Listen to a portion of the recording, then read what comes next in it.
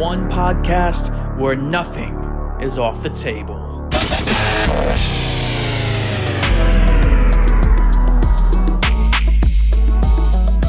Before the touchdown, before the home run, before the ball goes through the basket, Steve Samra, Pablo Hernandez, Andrew Morgan, Dan DeLucia. It's time for a brand new episode of the Before the Score podcast. Let's go. Before the Score!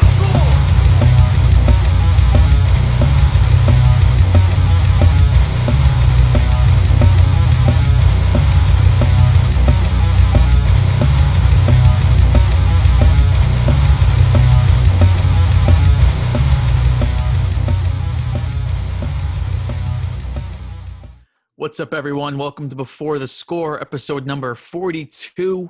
I'm Steve Samra. We got a lot of interesting things to talk about today. I hope everyone had a happy Thanksgiving. Let's get right into it today. First thing on the topic list, we had a quarterback for the Denver Broncos play who was not really a quarterback. Maybe at one point in time he was. Maybe to the extent Pablo was the Samra QB camp quarterback. Pablo, this guy went 1 for 9. Kendall Hinton, 2 interceptions. What were your thoughts about the Denver Broncos starting this guy at quarterback? Well, number one, I give him a lot of props because it's very tough to play in the National Football League. It's very tough to be an NFL quarterback. And I would like to say that I couldn't have done a better job myself. But, I'm not going to get into that. But you know what, man? That just goes to show you how thin their quarterback – their quarterbacks are on that team. That just goes to show you that team, they weren't well prepared going into the season, whether it be injury, whether it be guys underperforming. The fact that a guy like that is even having snaps at all this season just goes to show you that, they're not well equipped.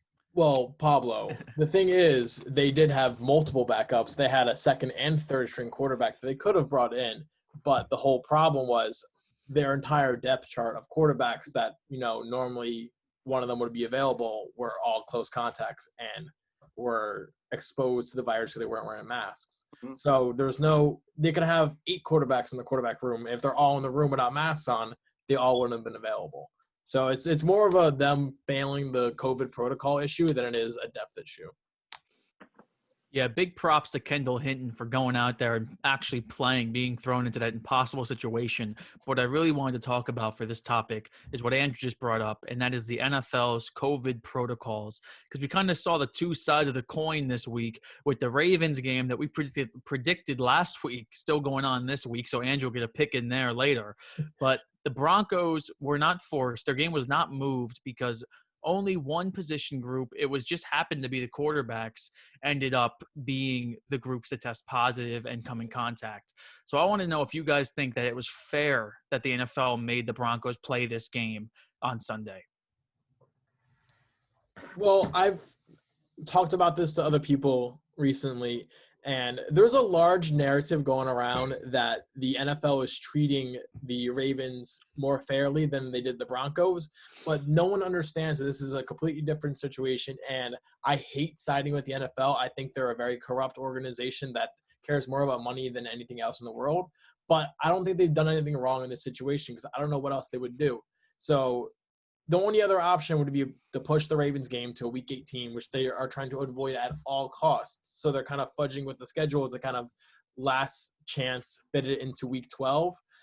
With the Broncos, it was only the quarterback room that was exposed to the virus. It wasn't an ongoing spread of the virus. So they got it under control. They placed everyone from that quarterback room on the COVID list. And so that means there was no risk of any of the other players catching the virus or anyone on the other team catching the virus. So they were good to play. And they don't care what the competitive advantage is, whether you have 5 quarterbacks available or 0 quarterbacks available. If there's no risk of a spread, they're not going to postpone the game. The Ravens was a completely different situation because it was a spread from position group to position group through the whole team. You have people on offense, people on defense testing positive in every position group. So they kept postponing the game as often as they were getting new positives. So they tried to get it in on Monday. They tried to get it in on Tuesday. Now they're trying to do it on Wednesday. because they can't play the game until they have the spread under control, like the Broncos did after the first set of positive cases. So now that it's under control, they're going to try to last second fit it into week 12, get it on a Wednesday. They're trying to avoid the Christmas tree lighting on NBC, which is why it's at like 3:40, which is stupid, but I get it. So it makes sense to me why they're doing it on Wednesday, and it's not unfair treatment because the Ravens have more flashy players than the Denver Broncos. It's just the way that situation was different than the Broncos. That's the best thing that it could have done. Yeah, and you got to look at the time slot for this game, a 3:40 p.m. Eastern game on a Wednesday.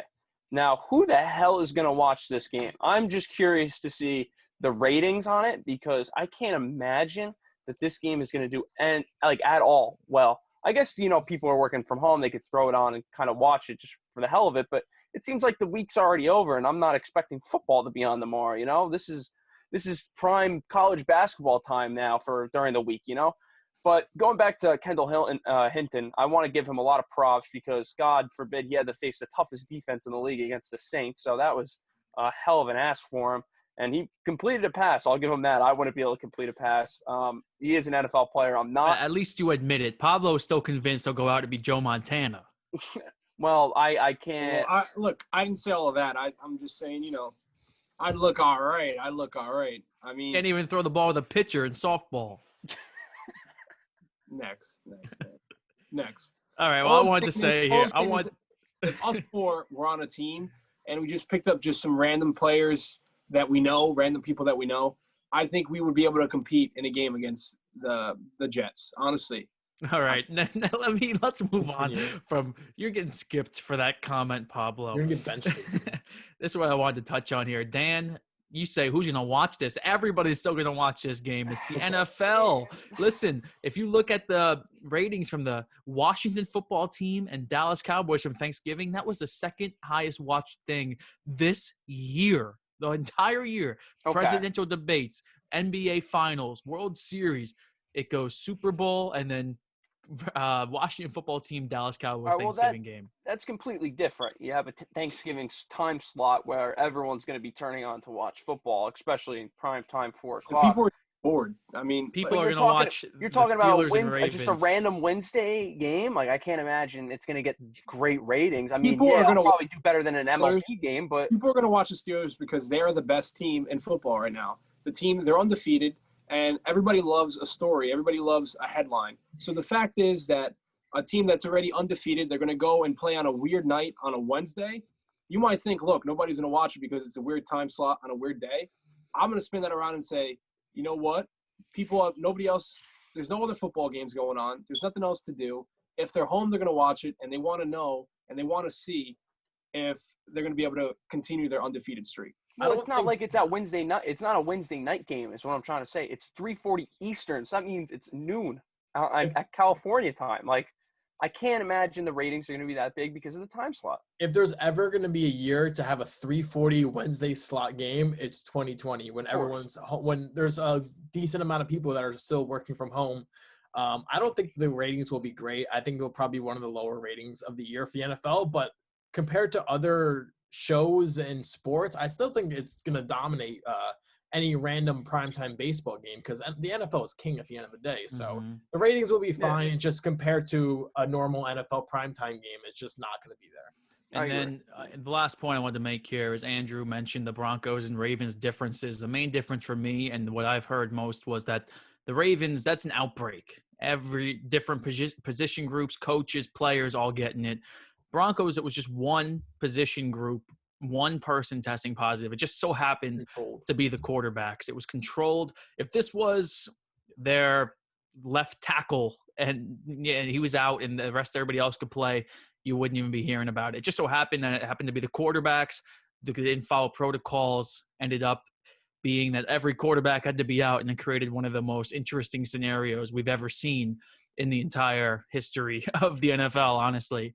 So the Broncos just unlucky, but gotta follow protocols, man. That's just what the NFL has been saying. They won't move games due to competitive reasons, but they will do it because of an outbreak. The NFL is not favoring the Ravens. They've been saying it for months. If it was just Lamar Jackson and the quarterbacks that tested positive, guess what? You would have seen Hollywood Brown slinging it all game. So that's what would have happened. It's just that's the way it was. Yeah, I think Hollywood Brown would have played better quarterback than you too, Pablo. I think you're really overrating these skills. We might have to have a quarterback combine, Summer QB camp part 2 for you because you're talking all this smack. You know what? I'll tell you what, Steve. I think that would be an excellent idea. I'll even bring out the Crocs again. I'll bring out the LeBron James orange Miami shirt. Yeah, wait. Can we talk about that outfit that you had on that day? Because I don't know what was going through your mind when you wore what's that. funny though? My hair get dressed in the dark. My hair in that video is actually pretty similar. I've been growing out my hair again. I'm trying out a new different look here. So yeah, man, we might have to recreate it, go back to the same field. Andrew might have to throw the ball on my ankle again. So that's all we have to do. Yeah, if you've seen that video, one take, that's it. That masterpiece was made in. So 15 minutes, I think it took us to make that entire video. So you see there's talent here. Let's move on to the next thing. We're talking quarterbacks still. Daniel Jones, most likely out with an injury this week. Colt McCoy might get the call here. Can the Giants still stay in the driver's seat in the NFC East? Well, they are playing the Seahawks, if I'm not mistaken, correct? Yep, in Seattle. They're 10-point underdogs to the Seahawks. Now, you have to imagine if Daniel Jones is in that game, maybe they're 7.5-point dogs? Like, it's not that big of a difference. I don't think they're going to win this game with or without him. But that's not the issue here. This is the NFC East we're talking about. You look at the schedule of the Washington football team, have a brutal schedule down the stretch. The Cowboys have a tough schedule. The Eagles have an even tougher schedule. The Giants have the easiest schedule remaining of games. I think this game was a loss either way, but I don't think that puts them out of the division race at all. I think they have the best shot, even with a loss against Seattle, to win this division. Yeah, I don't think you can – it's a tricky, slippery slope that you can go down if you look at every team's schedule and try to predict what every team opposed to the Giants are going to finish up the year, because things can change in a matter of instance. The Cowboys can kind of unlock that offense and all of a sudden look like the best team in the division. You don't know what's going to happen. So from a Giants perspective, you have to focus on winning as many games as you can to increase your odds. And I don't think anyone with or without Daniel Jones really expected them to win against Seattle. It hurts their chances a lot, so they definitely won't win with Colt McCoy. But they have to win games like the Cardinals, the Browns, the Ravens. And if they don't take care of business in these games, it doesn't matter what the opponents do. If they finish 5-11, then it doesn't matter how the Washington football team does. It doesn't matter how the Cowboys do. They have to take care of business of the games they have. And honestly, 6-7 wins is probably going to win this division. It'd be tough to imagine a 6-win team winning the division, but I mean, if there's ever a year a division can do it, it's this NFC East. But I'd say right now, even with Daniel Jones missing 1-2 games, I still think the Giants are probably the front runners at this point. Well, to go back to that, 6 wins is my prediction right now at a division winner. Well, yeah, if you look at everything, like, it's hard to see a team getting to 7 wins in this division. Oh, yeah. I mean, you look at what the Eagles just put out last night. It was disgusting to watch. Carson Wentz did not look like an NFL quarterback. Doug Peterson not kicking the field goal on that second to final drive to make it an 8-point game. The decisions by him, Howie Roseman's drafts lately haven't been good. We have to talk about the Eagles cleaning house, because what they just put on the field yesterday was an absolute joke. There is no way that this team is going to be competing for a playoff spot. I do think the Giants could even pose – I'm not going to give you my prediction yet, but I really don't think that it is as – set in stone with this loss to Seattle as you guys think. I think we're starting to see some cracks in the Seahawks armor over the last couple of weeks, but I'll focus on the Giants real quick. Daniel Jones, last couple games, he's looked like the quarterback the Giants drafted him to be. He's actually looked like an average to above average starting quarterback in the NFL. Thing is, with quarterbacks as mobile as Daniel Jones, who has been the best rushing quarterback in the entire league this year, who would have thought that? He suffered a hamstring injury. You knew it was coming. I even was saying it. I'm like, this guy's got to get down, got to stop running because he's going to get hurt. It's too freak of an injury. It happens. Hurts his hamstring. Looks like the Giants dodged a bullet here because it could have been a longer week injury. It looks like it's going to be a 1 to 2, maybe 3 week injury. Hopefully it's just 1 week. Daniel Jones is a tough guy. I think he could play against Arizona at home next week. But Colt McCoy, the Giants' backup last year besides Eli Manning was Alex Tanney. So the Giants have had worse backups than Colt McCoy. Colt McCoy started a game every year for the last 3 years, actually. So we'll see. I do think that he could maybe pull the upset. We'll see. We'll No, see. We'll no. talk I'm in going a to stop bit. you right there. Colt McCoy has not been a good quarterback since he was at Texas. I'm not Colt saying he's a McCoy good is quarterback, but Well, he's no. He's not for even a decent backup. quarterback. He's He's not a even a good decent. That backup. was absolutely terrible what he put on the field last week too. You I think come in Alex Tanney. cold. What do you expect? No, I think Alex Tanney would have been a better option. I think Joe Schmo would have been a better Bro. option. This was the Bengals roster, who has pretty much been the worst team in the NFL roster-wise, other than the Jets this year, and without Joe Burrow. Now, Joe Burrow has saved them multiple games and made them look competitive. Without Joe Burrow, this team is a joke. And the fact that the Giants just barely beat them on a defensive stop is disgusting when you look at Colt McCoy. This guy is terrible. Well, he's not an NFL quarterback. And there's no way we're talking about the Giants beating the Seahawks here. I'm not having that right now. I'm not going to get into the referees and what happened in that game, but I'll move on. Let Pablo say his 2 cents, and then we'll talk about how bad the Eagles looked yesterday. Well, over the season we've been talking about how Daniel Jones, people might say, oh, he's not ready. He's overrated. The Giants should have gone elsewhere for their quarterback. But you know what? We're going to see now during these next few weeks whether or not that's true, whether or not the Giants really need a Daniel Jones, whether or not he's the guy who has been running that offense. We're going to be seeing if he was the man these last few weeks who's kind of, flipped the switch and made the Giants go on this nice little run. And look, man, this division is very, very, very competitive, but it's also very weak. It's not that strong. There's not that many good teams. There's a lot of teams. But you know what? In a year like this, anything could happen, and I do see the Giants winning this division. They're not going to finish above 500, but you know what? However you make it to the playoffs, it's however you make it to the playoffs. You just need a ticket to the dance. That's all you need to get there. Let's talk about the Eagles, the other team in the division. Carson Wentz just looks horrific. Just looks pretty terrible. Maybe the worst starting quarterback in the league right now. So I want to know, what will it take to get Jalen Hurts that starting job? I really think that Doug Peterson really likes Carson Wentz. He's defended him all year through all the criticism for both him and Doug Peterson. He's always stuck with Carson's my guy. So I don't know if it'll happen sooner rather than later. I do think at some point this season, unless things change for the better in Philadelphia, I think Jalen Hurts gets a start or two.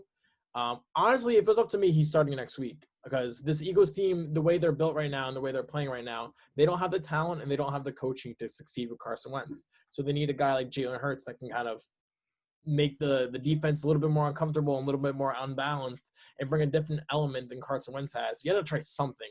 It might not work. They could start Jalen Hurts and he could look awful and they can lose their next 3 games. But, I mean, it's better than not trying it at all. You have to see what you have in the kid. You drafted him in the second round for a reason. Whether you agree with the pick or not, he's on the team, and you did draft him in the second round. So when you're playing this poorly and things can't get any worse than they are right now, you owe it to the fans to put Jalen in. I completely disagree. I think this Eagles roster has just been atrocious, the amount of injuries that they've had. You're throwing Jalen at the Wolves here. I love Jalen. I'm one of the biggest supporters, but he should not be starting behind this offensive line that has not protected Carson Wentz at all. They've given up the most sacks in the league. He's going to get killed out there. There's no talent on the outside. These wide receivers this year have been terrible. Dallas Goedert has been the best player on their team this year, and that's saying something. This guy's a backup tight end. I mean, what his role is supposed to be. You throw Jalen Hurts out there, he's only going to either get hurt. I don't think anything good is going to come from Jalen Hurts. Carson Wentz, you paid him all this money, let him finish the season, and then you have to go and blow things up. Because if you throw Jalen out there, you could ruin his career like that. I completely disagree. I don't think it's worth hiding a young quarterback. The best practice and the best learning experience they're going to get is in an actual game, not on the practice field with the second team offense. If you really want Jalen Hurts to be as best as he can be when he is eventually handed the keys to the car, if Carson Wentz isn't the answer long-term for the Eagles, you want him to get experience in games that don't matter now or don't matter as much. So if you want to rely on him in the future, he has games under his belt and he knows how to face NFL defenses, and he's done it in the past. So it's not his first experience in the NFL getting playing time when they actually might need him. Wouldn't that only just hurt his confidence if he's I going don't behind give a damn a about his terrible confidence. line? He needs reps and he needs actual experience on the damn football. Well, that's one of the field. most important things with being a quarterback. You have to have confidence. And if you're getting blown up and losing 3-4 games and playing like crap the first 3 couple games of his career is going to ruin his confidence, then he's not the right guy for the job anyway. All right, guys. So I'm going to sort of spin this, and I'm going to turn this into like another sport for an example, right? You see a lot of times, I know especially for the Yankees back in the 90s when they were good, they would, especially, I'm going to say, what was it, 1996. I'm going to bring it back to that year, or 19 whatever. The Yankees would have their young players on the bench to sort of watch. Like I remember in the 1995, I remember just watching highlights, obviously, because I wasn't alive. The Yankees were in the playoffs. They had guys like Andy Pettit, Derek Jeter, Mariano Rivera. They had them there watching. They had them watching and observing because they knew that at some point these young group of kids were going to be able to perform, and they wanted them to sort of see and feel what it was going to be like. Now, as much as I agree with that, I also agree that you don't know what you have unless you see what you have. In other words, these guys, they have to play, they have to get some reps. If they're not playing, they're just sort of going to waste. And you have to, even if they fail, you have to be able to fail in order to move forward. So it's also, I don't know the word. It's a trial by failure. Trial by fire, I believe. Trial by fire. For. But also, you're talking about guys watching great players in the playoff run. This is Jalen Hurts watching a 3-win Eagles team suck it up on the sidelines. I think that's a little different. But I do understand your point. Doug Peterson, he has to put Jalen Hurts in, or he may never get the chance to ever work with Jalen Hurts again, because I've been saying for years, Doug Peterson, Carson Wentz, overrated, and both of them may be out of Philly by the end of this year. Doug Peterson needs Jalen Hurts possibly to save his job. This Carson Wentz looks lost. He doesn't even look like the same quarterback that came close to this MVP everybody talks about. He benefited from a soft schedule as MVP year. He benefited from a soft schedule last year when his team snuck into the playoffs and got their doors blown off him by the Seahawks because he couldn't stay healthy in the game, and Josh McCown had to play. Carson Wentz, I know that people have fallen in love with this guy, but I've just never seen it, and I still don't see it. And now he just looks like a joke. He looks like a guy that needs a change of scenery. He is done in Philadelphia. He watched Nick Foles take his team and win a Super Bowl. Then he watched Nick Foles take his team, win a playoff game, almost go back to the NFC Championship game. The confidence is just gone. It's completely gone. And then you draft his backup in the second round. You don't draft a quarterback in the second round in the NFL in 2020 and don't play him the entire year. It just does not happen. And it's not going to happen this year. Jalen Hurts is going to start before the end of the year, and he should start before the end of the year. You cannot go into the offseason with Carson Wentz stinking it up for 16 games and not knowing a damn thing about Jalen Hurts except these Wildcat plays. How will you know who you're going to go with your quarterback next year? How are you going to get anything out of them? Will it dismantle Carson Wentz's value? Of course it will. You're not going to be able to get much back for him. You probably have to eat some of that contract, but you got to find out what you got in this guy before the end of the year. The one thing I will add to that is that I understand there is a reasoning and there is value to having your quarterback sit and learn behind a good team, behind a good roster. You look at Patrick Mahomes, who redshirted his rookie year and sat and watched behind Alex Smith and win 10 games. But the Eagles don't have the luxury of that situation because their team is awful and their coach is on the hot seat and the fans are pissed and everything about that situation is wrong. And at this situation, what's best is to get him actual experience so you have answers and you have some sort of view on what you have in the kid, because there's very, very much uncertainty with what's going to happen with Carson Wentz, with what's going to become of Jalen Hurts, because he's not a can't-miss prospect that you know what you have in him. You haven't seen it. You have to see how that translates to an NFL offense. You have to see what you have in him before you make a decision on Carson Wentz, because that's kind of not set in stone like Alex Smith leaving Kansas City was at the time. Real quick, last point I'll make on this, and I agree that Jalen Hurts has to have some sort of playing time. However, I don't think you just start him the whole game and just throw him out there to the wolves. Doug Peterson needs to implement him more into his system. You look at last night's game, Jalen Hurts goes on, makes a 6-yard pass, and they take him out, and Carson Wentz goes 3 and out. You need to implement him into more plays. He maybe got a couple snaps last night. He needs to get more snaps. He needs to do more things. He can't just run. He needs to throw the ball more. So I do agree that he needs to go out there and see what you got, yes, but don't give him the start and just have Carson Wentz on the bench. He could get hurt. He could just look terrible. That could ruin his confidence. Give him some plays and gradually progress him because the Eagles are not going anywhere. Listen, the Eagles' last 3 games are against the Cardinals, Cowboys, and Washington football team. He has to start those 3 games. There's no doubt about it. He has to start those 3 games. Or you go in the offseason blind. You're going in the offseason with absolutely no plan, especially if you fire Doug Peterson. This isn't Aaron Rodgers, Jordan Love situation where you can just sit and watch the team win and learn. If he's learning anything from Carson Wentz, he's learning the wrong things this year. So you got to figure something out here because Doug Peterson's time may be running out. He's living off that Super Bowl. Hey, look, you never know. Maybe Carson Wentz can learn something from the kid. Maybe he's, It's the other way around. Yeah, flip the script. Show him up. Yeah, that interception Wentz threw yesterday was one of the worst I've ever seen. So that's definitely not what Hurts wants to learn. Let's make some picks for these NFL Week 13 games. But before we do that, last week, every single one of us picked the Steelers to beat the Ravens. Are we all sticking with that? And now, Andrew, since you took your Thanksgiving sabbatical, let's hear who you're picking for that game. Somehow you get to pick this game a week later. This is one of the easier games to pick all year.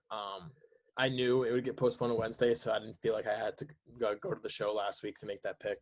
I will pick the Steelers. I think they will blow the doors off the Ravens, who have half the roster. It's not even fair to the Ravens to have to play this game, but they will, and they will get destroyed by the better team, the Steelers. And RG3 should not be starting a game for any NFL team. RG3? Yes, sir. Let's talk about Week 13 now. No Thursday night football game, so we're starting at 1 o'clock with the Raiders going cross-country after putting up a stinker against the Falcons. Will they put up a stinker against the Jets so they can get their first win? Andrew, start us off here. 8-point favorites are the Raiders. Who are you picking in this one? Well, they played this exact same game last year, John Gruden versus Adam Gase, and the Jets blew the doors off of the Raiders. But that was the Oakland Raiders, not the Las Vegas Raiders. Regardless of their stinker last week, I think the Raiders are still a good team. I still think the Jets are the worst team in football, especially with Sam Darnold, who is worse than Joe Flacco. He is worse than Joe Flacco. Sam Darnold will start this game, and the Jets will lose. They will lose by double digits. They will lose this game. Usually, for any other team, I'd be worried about the Raiders traveling east like they did against Atlanta. They usually lay duds on the East Coast, but the Raiders will win this game handily, and the Jets will go 0-16. Yeah, I just want to address the Raiders real quick because this was a Super Bowl dark horse we were talking about last week, and obviously they went to Atlanta and didn't look like a college football playoff dark horse. Honestly, they just looked awful. Now let's take away that loss, and we'll take away their best win against the Kansas City Chiefs. They're a good team. You look at their strength of schedule and their record, they're a good team. I'm not going to take all this loss against the Falcons as I'm off the Raiders bandwagon here. This is a good tune-up game against the Jets because last year I was at that game. I was working that game. Jets completely destroyed the Raiders. Wasn't even really a game. This is a revenge game for Derek Carr and John Gruden. They will win by double points. I fully believe that as well. Yeah, absolutely here. The Jets, they have not been very competitive all season. Now, they have had a few close games, but in terms of them being a good team overall, the team is the worst team in it's probably sports right now. They're just pitiful. But you know what? Better days are on the horizon. Better days are to come for the New York Jets. Yeah, I don't know who's going to be calling the plays because Adam Gase thinks it's a competitive disadvantage to let people know. That disadvantage must be pretty big because the Jets have not looked competitive at all this year. Derek Carr has never won at MetLife Stadium. He made his debut there, actually. I remember I was excited. I was ready to watch Derek Carr beat the Jets in his first game. I think I had him in fantasy football. I was so happy to see Derek Carr playing on the Raiders, and he went out and stunk. And then last year he comes back to the place he stunk his first game, and he stinks again. They say third time's the charm, right? Don't do it. I'm going to do it. Give me the Jets, upset the Raiders again. They look like their confidence is dismantled. Dismantled. I'm not scared of Nelson Aguilar or Hunter Renfrow or even Henry Ruggs. I'm sorry. I like you, Henry Ruggs. Hunter Renfrow? Renfrow? Terrible this year. Yeah. The football player, not the baseball player. That's his name, right? Yeah. What are you talking about, Pablo? All right, you need to stop picking the Jets. That Nope, is because when they win, I'm going to come back and I'm You're going gonna pick the to Jets rub or it you're in. gonna pick the Giants, aren't you? Oh, well, that's the 4:00 game. We'll get to that one. Next game here on the schedule, we got 1:00, big time AFC matchup. Cleveland Browns going to Tennessee to face the Titans. There are a lot of Browns fans in Nashville, as we learned from the draft we went to in 2018. Browns are 5.5-point underdogs. Who do you got here? You can start this off, Baker. Yeah, I think this game is going to be closer than people imagine. The Tennessee Titans, the last 2 games, have looked very, very good.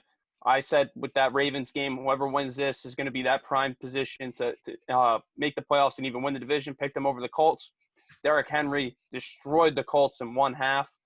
Tennessee Titans are rolling right now. However, the Browns last week, yes, it was closer than people think, with the score line, but it wasn't really a close game. Baker played pretty damn well. It's going to be a close game. I'm going to take the Titans here by maybe 3 points, 4 points. I think the spread's what you just said, 5.5. I'll take the Browns spread, but the Titans to win. A couple weeks ago, we were talking about underrated teams that could make a Super Bowl run. I picked the Tennessee Titans. I believe in this offense. I believe in Arthur Smith's offense. I think this defense isn't great, but it has enough talent to get by on the back of Derrick Henry. Ryan Tannehill is still playing well after taking over for Marcus Mariota last year. The Titans and the Browns have similar philosophies of ground and pound and establishing the run and playing with a lead. I just think the Titans are a lot better at that, at executing that strategy than the Browns. Browns, one of the worst 8-3 teams I've ever seen in my life. I do think they're a talented roster, and I do think that they will make the playoffs and for the first time in our lifetime, actually win 10, 11 games. But I think the Titans win this game. I think they're the better team. They're at home. I think if they get a lead, I don't see the Browns and Baker Mayfield coming from behind and catching up. So I think they cruise to a victory. The Titans are very funny because one week I pick them and they're terrible. The next week I don't pick them and they blow out the opponent or somebody has a breakout game. So I'm going to go with the Titans once again here. Now, if they lose, just blame it on me because all my picks, they're just always the opposite of what happens. You can call it the Pablo curse, call it whatever. I'm sticking to my guns here. The Tennessee Titans will overcome Baker Mayfield and his mediocre Cleveland Browns. I'm going to go against the grain here. I'm going to pick the Cleveland Browns. I think the Titans' defense is terrible, and it has been all year, and the Browns have a great defense. Myles Garrett's back. He's back in the fold. He'll be going all after Ryan Tannehill. If they can stop Derrick Henry, they can win this game.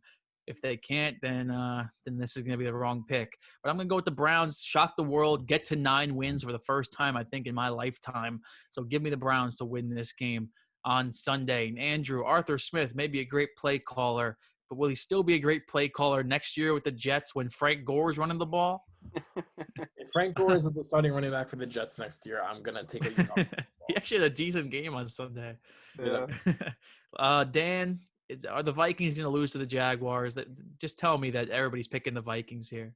Yeah, I think everyone's going to pick the Vikings here, but let's not pick that spread. We had a big spread here against Carolina last week, and they should have lost that game. They should not have won that game. They didn't deserve to win it. The Jaguars are not as talented as the Carolina Panthers, but the Vikings don't deserve 10 points here. They don't deserve it at all. I'll take the Jaguars plus 10, but obviously the Vikings to win. Let's go back in time a couple weeks. Oh, my God. I got to hear this again.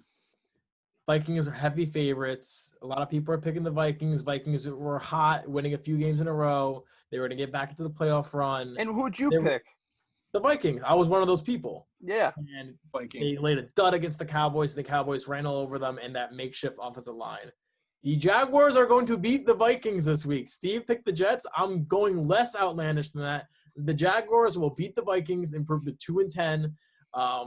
Mike Glennon didn't look awful last week against the Browns. They looked good. Really well against a good Browns team. They were a 2-1 conversion away from tying that game with 30 seconds left. And I think the Browns are a better team than the Vikings. Going indoors, James Robinson, the truth, will run all over the Vikings. I don't think the Vikings defense is that great. I think this will be close, if anything, and I will be a little cheeky and pick the Jaguars to win this game. See, what interests me about that pick is you were the one saying, don't give up on the Vikings when they were going against the Bears. I picked the Bears, and they beat the Bears. But now you're just completely off the ship. I don't get it. I might be a little bit biased and hoping the Jaguars get a second win here. But they've looked decent lately. They laid it done against the Steelers. That's why I'm taking the Jaguars points, but hell no, I'm taking them to win. Get out of here. Mike Francesa did say the Jaguars are the best 1-10 team he's ever seen. So I don't know if that really bodes well or bodes bad for you, Andrew, but I guess we'll see what happens with that. Next game here on the schedule, we have the game we've all been waiting to pick. Seahawks, Giants in Seattle. Seahawks are 10-point favorites. Who are you guys picking in this one? I started off here. You know what, Steve? I'm going to stick with you. I'm going to hop on the train. I'm going to hop on the Giants bandwagon. The Giants, they're going to continue their run. Sorry. They're going to beat up on the Seattle Seahawks. They're going to beat up on them. They're going to beat up on them. It doesn't matter who the quarterback is for the Giants. I think whoever they have in there, they're going to do a solid job. Their defense is going to be all right. Their offensive line is going to be whatever. It's going to be there. I think that It's going to be there. the Giants are going to have I hope they're there. and regardless of what Russell Wilson has to bring to the table, I think he's going to be stopped. And the Giants offensively, they're going to make some moves. Come on, dude. You can't pick. You can't pick. So I don't get it because this guy's apparently a Seahawks fan. He has no confidence in Russell Wilson over a Daniel Jones-less Giants team.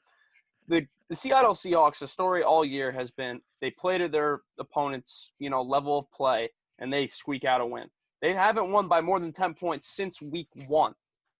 Now you're giving me the Giants. I think that completely changes. The Seattle Seahawks are going to blow out the Giants because the Giants are not a good football team. They may win the division, but they are not a good football team. Am I going to pick the Giants to win this game? Fuck no.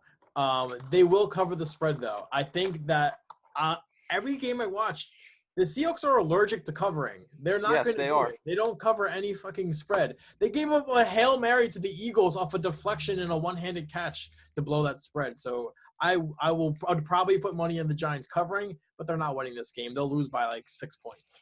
Yeah, this is not going to be a blowout no matter how you slice it, I believe. But I do think I can't be that much of a homer today. And Pablo, you picking them just made me realize that we are not going to win this game. So especially with Colt McCoy, the Giants offense. Maybe if you said the defense shuts them down, they get a lucky turnover, they win 9-6, who knows? But you saying the Giants offense can go in there and run ramp shot all on the Seahawks. I just don't. They haven't done that to anybody this year. So I can't predict that Colt McCoy is going to go into Seattle and shock the world. I do have an article on Colt McCoy coming out this morning on G-Men HQ, so look out for that. It's on Colt McCoy. You get to learn more about the Giants quarterback that Pablo believes will apparently beat the Seahawks. But I am not picking the Seahawks. I'm not picking the Giants. I'm sorry. I'm going with the Seahawks this week. Look, I might throw $500 on the Giants. I hope not. You may be out a grand after that one, Pablo. Let's talk about the Rams and the Cardinals for the NFC West crown. That one is the division's tightening up a bit. The Rams are 3-point favorites in Arizona. Who's going to win this one? Let me just start with that I hate both of these teams, and the Rams pissed me off that they lost to the damn Niners at home last week. But I can't pick the Cardinals. The Cardinals look even worse. I don't think Kyler Murray's shoulder is right. He didn't look like the same Kyler Murray last week against the Patriots. The Cardinals looked disgusting against the Patriots. So even though the Rams looked pretty awful against the 49ers, I do think they win this game pretty handily. Yeah, the Rams were coming off 2 pretty impressive wins, beating the Bucs away, traveling across the country, and then beating the Seahawks there. So I really think that last week was just an anomaly of them losing. The 49ers are still a good roster. They're not a bad team here. They went to the Super Bowl last year. Yes, they don't have Jimmy G, but they're still a good team. So I'm not going to chalk this up as I'm completely off the Rams bandwagon. However, like you said, the Cardinals – I mean, if it wasn't for that Hail Mary, they should lost their last 4 games, if I'm not incorrect. The Cardinals have not been playing good football lately because they're not a great team roster-wise or structurally. Not yet. However, I mean, Kyler Murray has plenty of time in his NFL career to prove me right about him being a great quarterback. This is the Rams' time to win this division and beat out the Seahawks, which is going to be a very close division race. So I'm going to take the Rams here. Yeah, Dan, absolutely. I agree. You know what? Kyler Murray has had a very impressive season. He's going to be if not the winner, he's going to be among the top 3 in terms of the most valuable player this year. He's looked very, very good. But this team, especially when you look at last week and the week before, they're just not – I don't know, man. There's just something about them. They're off. They're a very good team, but so I do not see them beating the Los Angeles Rams this week. Yeah, I think the Rams match up fantastic with the Arizona Cardinals. I think that they can really shut them down. So I'm going to go with the Rams to win this one. I just don't think the Cardinals have what it takes to stop that run game and the play action game that the Rams bring to the game. Next game here, let's go to Monday night. We got the doubleheader. I don't think anybody here is picking the Washington football team, so we'll go to the Bills and the 49ers. The Bills are 3-point favorites in San Francisco. Who's going to win this one? I want to just real quick take the Washington football team spread in that game. I think they actually have a decent shot of beating the Steelers. I'm not going to lie. They have a decent shot just because the Steelers are playing Wednesday into the Monday. That's why I like the spread. Maybe they won't win it. However, with the Bills, I'm actually going to take the 49ers. I think the Bills are a good team here, but they got to travel across the country to Arizona to play a game here. The Bills are a good team, but the Niners last week, they really showed me something, showed me some fight. They have a great roster, like I just said before. I think they squeak out a very close win. Yeah, I don't know. I want to pick the Bills, but I've been picking against the Bills all year, and I'm 3-8 picking against the Bills. I'll do it again. Fuck the Bills. Give me the Niners to win, carry some momentum over from that Rams game. Well, I've chosen the Bills Mafia. I'm pretty sure all year. And, Jimmy G, Jerry from Seinfeld, doesn't matter who he is. I've always been against him, and I'm going to continue to be against him. Give me the Bills here. Jerry from Seinfeld, Jerry Seinfeld. You could have just said that one, but let's I'm going to go with the Bills here because I think they're pissed off because the last time they went to Arizona, they should have left with a win. They're going back to Arizona, and this time they're going to get that W. So give me the Bills to win this one. And then Tuesday night football next week, 1 week from tonight. Maybe we'll have to record a different day because this game will be on at 8:05 on Fox. Dallas Cowboys at the Baltimore Ravens. We have to pick a Ravens game twice today. So no spread on that one right now. So who you got in that one? Well, the Ravens hopefully should be a little healthier by then. Maybe they get some negative COVID tests. Like I said, they're going to lose to the Steelers here pretty big. Once they get all their players back, have a week of rest for most of them. The Cowboys are a terrible team. They're a bad, bad team. This is going to be a good win for the Ravens to try and make a division run here. It should be an easy win. I'll take whatever the hell spread. If it's 15 points, I'll take it. I'm taking the Ravens big.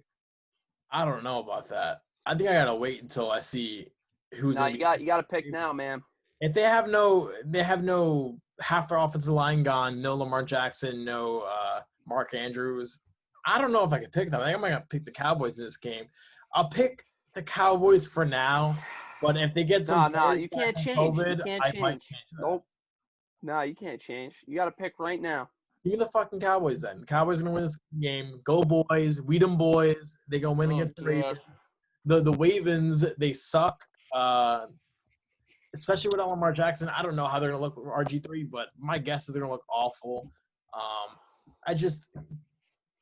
Less than a week after testing or like a week after testing positive, I don't know how realistic it is that most of these guys are going to be back. I'll just stick with my pick. Whatever, Cowboys going to win. Andrew, I agree 110%. You're gonna look at it. You're gonna look at a team in the Baltimore Ravens that not only they're not going to be having everybody playing this week, they're also going to be playing several days later against a Cowboys team that, you know what, this team, they might be in the weakest division in all of sports, but they are a team that they're going to go out there and they're going to at least compete. They're going to at least show something. And I don't know if Lamar Jackson is going to be ready for this game. And I'm pretty sure that the Cowboys are going to do whatever they can to sort of take advantage. And I do see them winning this week.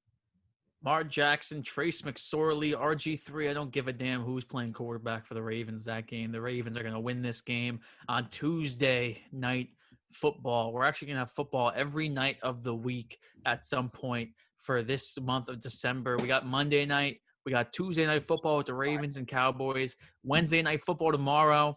Thursday night football, of course, Friday football on Christmas, and Saturday games coming week 16. Just a crazy, crazy month of football coming up that I'm excited for. Let's talk about our questions here. Our first question comes from Emily Treziak. She wants to know if we think the Giants could actually win their division. I think we talked about it before. I think, honestly, if you're betting right now, I know I bet against them a few weeks ago not to win the division, but I think they're the front runners right now. And you look at their schedules and you look how they've been playing, and they've played substantially better than every other NFC East team, which is a very low bar. But at the end of the day, they have been playing the best football out of all 4 teams. Well, yeah, and I mean, people are going to argue that the Washington football team is their biggest threat, and I completely agree because their defense has been playing well. Their offense looks, pretty good at some times because they have a lot of great pieces. Gibson and McLaurin have been spectacular guys, second year and a rookie there. But you look at the Washington football team's schedule, I mean, you got the Pittsburgh Steelers, the Seattle Seahawks, the San Francisco 49ers. Those are 3 games I don't think they're going to be able to win. I mean, they have to go to at San Francisco or at Arizona, I should say. I think those are 3 losses there. Then you have Carolina and Philadelphia.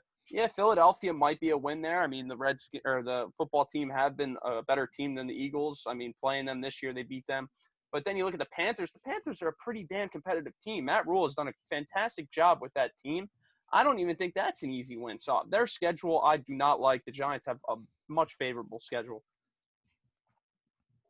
Yeah, absolutely. They have a much favorable schedule. And you know what? They're already up in this division. All they have to do is hold it. All they have to do is win one more game than any other team in this division, and they're going to win the division.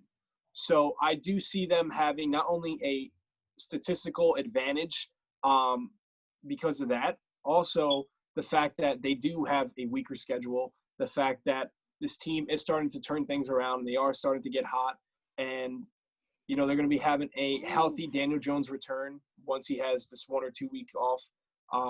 I think the Giants are in good position here. They might not go far in the playoffs, but in terms of making it to the playoffs, they are going to make it to the playoff dance.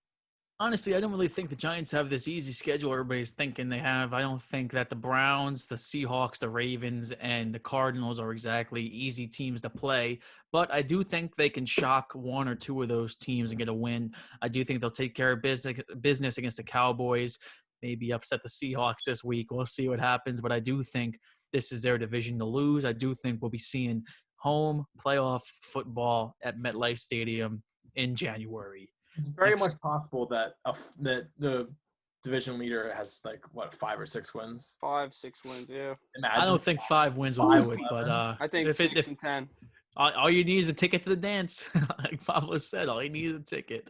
If the Giants lose out and they beat the Cowboys, I think there's a mathematical chance they can make it at 5 and 11. Of course there is. We got the tiebreaker with the Washington football team, so that comes in handy. People like to make fun of Daniel Jones for only beating the Washington football team, but guess what? Yeah, it's going to come in handy. Yeah. So we'll see. Next question here comes from Tarek Al-Casey, and he wants to know which NFL playoff teams currently are the most overrated or fraudulent. I feel like we answer this question every week. It's always changing. Yeah. I already know what Andrew's going to say, but continue. No. Let me say something. Let me say something about the stupid Miami Dolphins. Miami Dolphins and the stupid Buffalo Bills are overrated as hell. The Dolphins' defense is good. Byron Jones and Xavier Howard are probably the best quarterback duo in football. But I'm not a Tua guy. I don't think the offense looks right with him. I think he'll start sooner rather than later once he gets healthy and Fitzpatrick. I just don't see it with this team. I think they're good enough to maybe squeak in as a wild card, but I think they'll get demolished in the playoffs if they make it. The Buffalo Bills as well. I think their defense is worse than last year. I think Josh Allen, after his hot start, has not looked as good lately, especially as a passer. So I think the most fraudulent teams live in the AFC East. Do you think there's any bias in you saying that or no? Okay. Just wanted to make sure. Also, obviously, the easy pick here is to take whatever. The most overrated team, and you're a Vikings fan. Well, they're not a world beater this year, but they are a playoff team. I'll give them that, but I'm not picking them. And obviously, the easy pick is to take whatever the hell NFC East team comes out here. But I'm going to go right now with the Arizona Cardinals because they are in a playoff spot. Now, are they a playoff team? We don't know. Well, time will see. I don't think they are. They haven't been playing well right now. And maybe the Vikings can sneak up on them a bit. Or, sorry, the Tampa Bay Buccaneers or whatever team. Sorry, it is the Buccaneers. My bad. I'm reading it wrong. The Buccaneers. Like we said with Tom Brady, we've had this discussion. Completely messed that up. Sorry. With Tom Brady in this discussion, that offense has been supposed to be this great offense that we all know and love, and they have all these weapons. Well, they haven't been playing well. You look at last week, it was just an abysmal performance from Tom Brady. I don't know what to expect from the Buccaneers. That's why I'm saying maybe the Minnesota Vikings could squeak in there. All right, so Dan, I do like the fact that you did choose the Buccaneers here, so I'm gonna have to change my way of thought. I'm gonna have to go with the Green Bay Packers. Number one, the Green Bay Packers, very good team. Number two, they have probably one of the greatest quarterbacks in the history of the sport. This guy is amazing. I understand Aaron Rodgers and what he has brought to the table. He's probably, he's up there for one of the greatest quarterbacks ever. But number two, and this is something that's going to bother me. The Packers. Number two, they lost me $500 last week. Number two, this team, they don't win whenever you want them to. They win whenever they feel like it. There's no reason why they should have lost to the Colts. There's no reason I'm sure why you they think go out so. There's no reason why they go out and they blow out the Bears this week. I'll tell you what, they have a good offense, but besides that, this team is nothing special. This team, if they run into a team that knows how to do anything on the offensive side, they're going to lose, and they're going to lose bad. I'm sick and tired of the Green Bay Packers doing, I'm sick and tired of everybody overhyping this team. Yep. I'm even sick on, in terms of myself. I don't know why. Yeah, sing it to existence, man.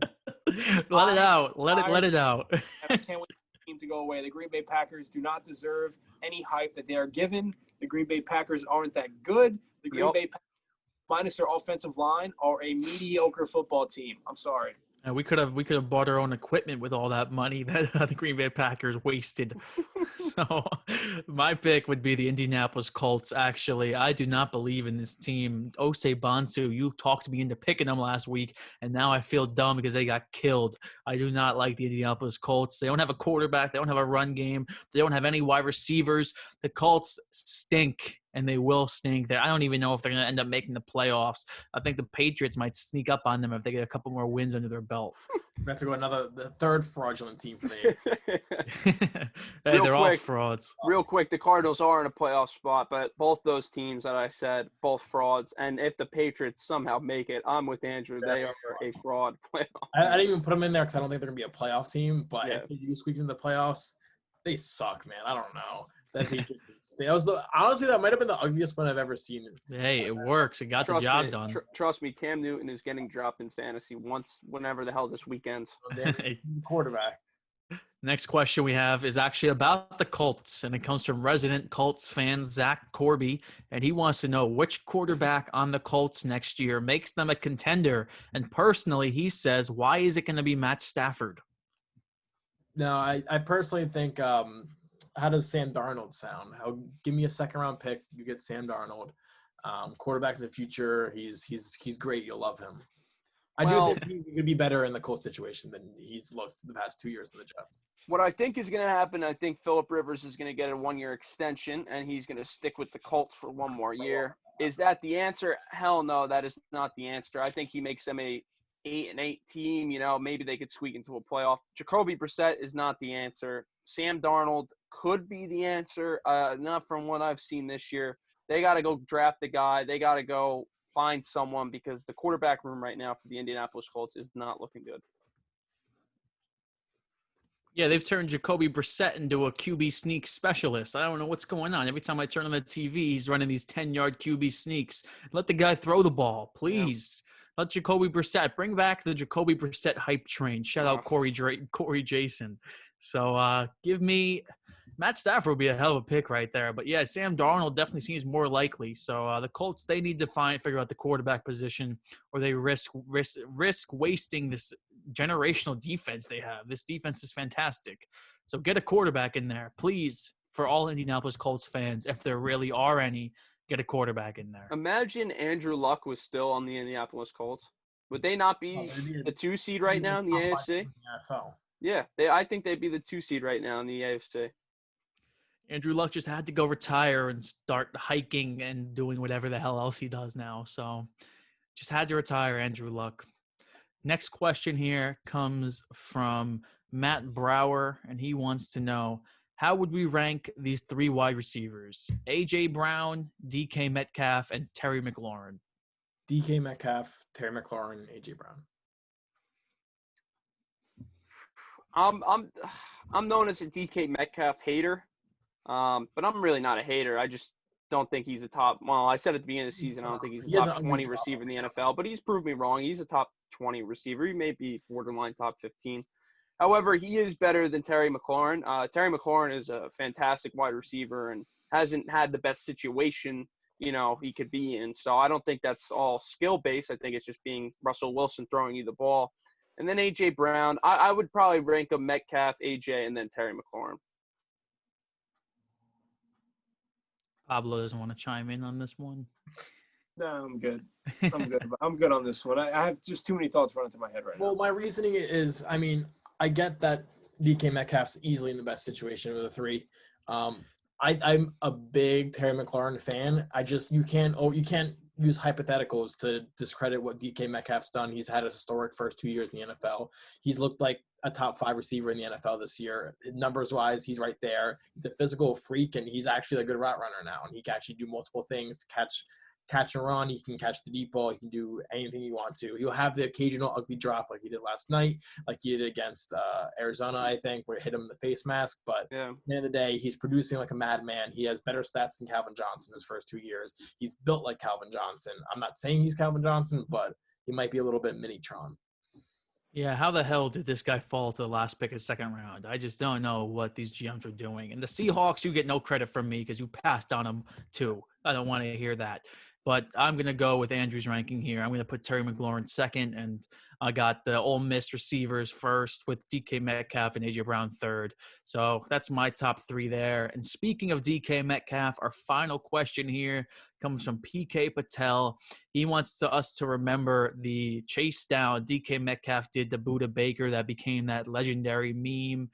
He says, how many yards do you guys need in a race against DK Metcalf? So let's hear these answers. 45. Yeah, 45, 50. For me, maybe 60. Yeah, I think you 65. Yeah, Pablo 75. I think Pablo starts at the 20-yard line. He might get caught. That's a good answer. You know what? I'll go 40. I'll go 40. 40 on the what 40? I start on our own 40. So DK's at the 0. I'm at the 40. It's like the freeze and the Atlanta Braves games. It is. Maybe he's the one. You don't know who's underneath that That was costume. a side job. I think DK Metcalf's a little too big. That guy's like a little midget. No, he's not. He's That guy's tall and small. lanky. He's tiny, bro. He's not He's small. guy. He's tall. smaller than DK Look Metcalf. him up. He's small. Like, he's skinny, but he's my tall. soul in the palm of his hand. He's not like 5 foot. That freeze guy's got to be over 6 foot.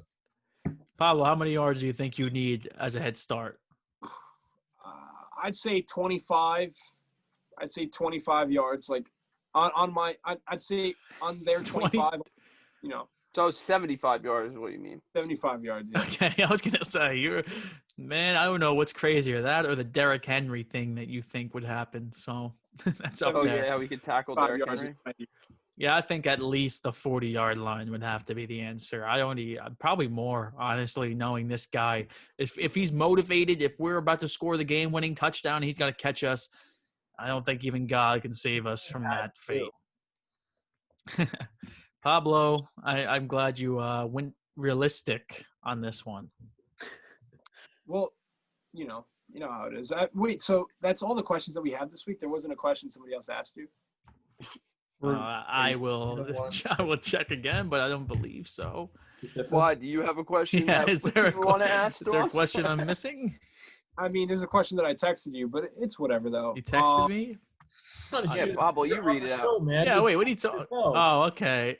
What would you just tell me? Okay, so You're on the show as well. Look, guys, so I know you guys really don't follow wrestling, Andrew, Dan, but Wednesday night, AEW Dynamite, they're having probably one of their biggest shows in the history. Actually, I'm going to go as far to say, aside from their first show ever, this is their biggest Wednesday night show in history.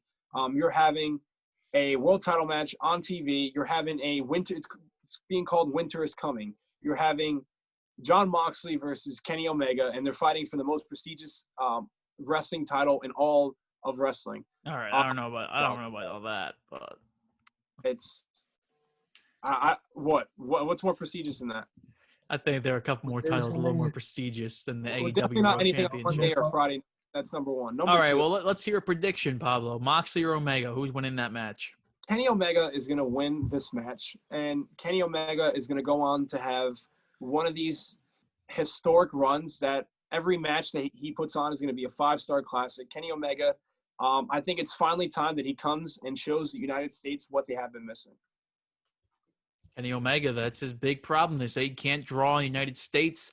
We're going to find out pretty soon if he wins that title. I do think that he's going to win this match as well. It's time to get that belt off of Jon Moxley and onto Kenny Omega. It's long overdue. Dan, big Game of Thrones fan. It's winter is coming. It's a posters. Every single theme is Game of Thrones. Some people said it was going to look corny, but I think it does look pretty cool, honestly, Pablo. It looks pretty cool. Wait, who's Dean Ambrose fighting? Kenny Omega.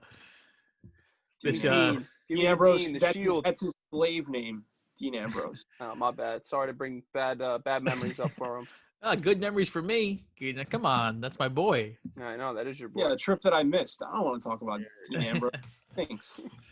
Well, that's all we got for episode 42 of the Before the Score podcast. Thank you for joining us. Enjoy the Steelers-Ravens game tonight. And everybody, we'll see you here back next week for episode 43. Hopefully, we don't have to pick that game again.